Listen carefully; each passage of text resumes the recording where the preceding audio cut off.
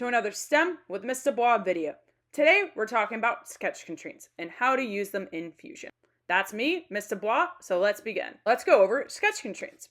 So to even get to a sketch constraint, you are going to go to Create, and you're going to click Create Sketch. And then you can click any of these things that you want, but we're going to click it right here. And honestly, a great way of using sketch constraints is by making something a little bit complicated, like a robot head. So that's what we're going to do. We are going to click, we're going to click polygon, actually.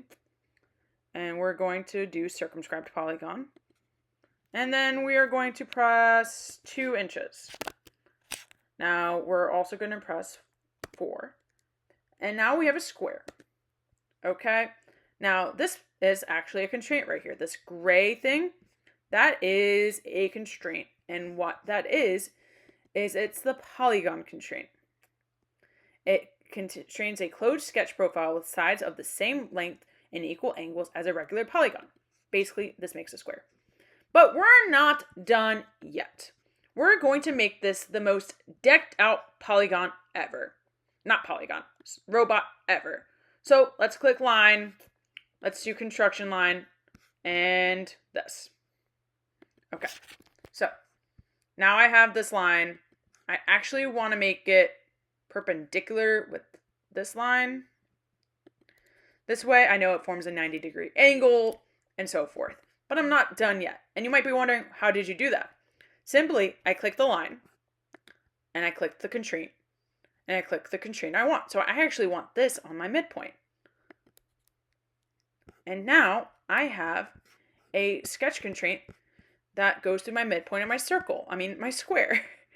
And I'm actually going to drag this line out even more because I want this to be basically acting like a mirror. And I'm going to make it smaller so it's easier for me to use. Oh, I see what it does. Okay. Well, you want to know what? Whatever. It does not matter too much. I'm fixating on the wrong thing. Let's move on. But that's kind of how you use sketch constraints. And you're going to see me do this a couple of times. But I'm going to show you a couple of other ways that it works. Sketch constraints also, just in general, works really well with lines. So I'm making I'm going to make some lines right here. I'm going to make this, and then I'm going to do this, and I'm going to do that. Okay. I'm not there yet, right? This line, this means perpendicular, so that means that these are perpendicular, but I want to make these equal. So how do I make them equal? I go to constraint. I go to equal. I press equal. But something's wrong, right? So how else can I fix it? Well, I also want to make this perpendicular to that. Okay. But once again, something's wrong. So I'm making this perpendicular to that. And now I have a constrained sketch. And I'm still going to make this perpendicular. Oh, it's already oversaturated. So, sorry. I didn't realize. Over-constrained. I didn't mean to say oversaturated. And now I have a robot here. Great. Let's do circle. Let's do this. And then let's do this. 0.5. We're going to make some robot eyes. Now, I'm going to use a constraint here. I'm going to click constraint. I'm going to click concentric. I'm going to click this circle, and I'm going to click this circle. And voila. But I'm actually going to move this up. And that's the beauty of a sketch constraint. I can move this up and it not affect the rest of the sketch because sketch constraints basically limit the sketch. And that's what a sketch constraint does. It basically limits the sketch to you can manipulate it without your sketch going wonky and going haywire in other places.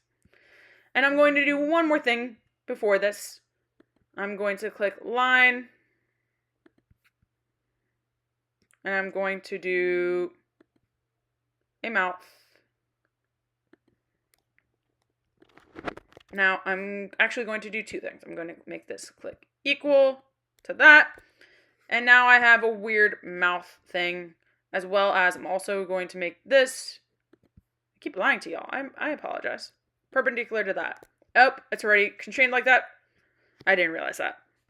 So, what can I do next? Well, I'm going to click a bunch of things, and I'm going to click mirror. So, mirror, I clicked.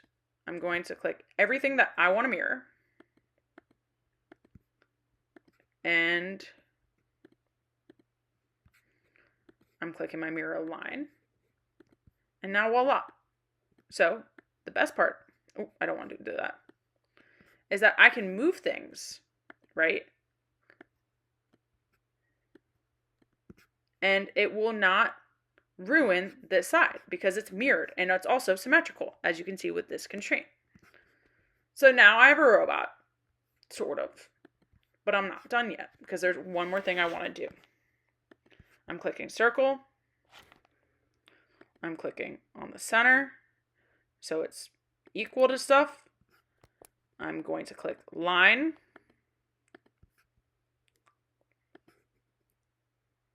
And I'm going to click that. Now, I'm going to click mirror again, where I mirror this line. No, I don't want to unclick that. Select that. Okay. Now I have a robot with antennas. So if I move this, I have a robot with an antenna. And that's how you use sketch constraints. You can basically save yourself some work by using sketch constraints and then manipulating it as you see fit. Basically, to rephrase this video in 10 words or less, probably 20 words or less, you make something, you want to make it nicer or easier or just locked in, you click constraint and you find the constraint that you feel best works. My best tip is to mess around and find out. And yeah, that's how you use sketch constraints. Simply clicking lines and applying to see what works and what doesn't work. And that was how to use sketch constraints in Fusion. I'm Stem with Miss Dubois. Thanks for watching. I hope you have a great day and a great life. Bye!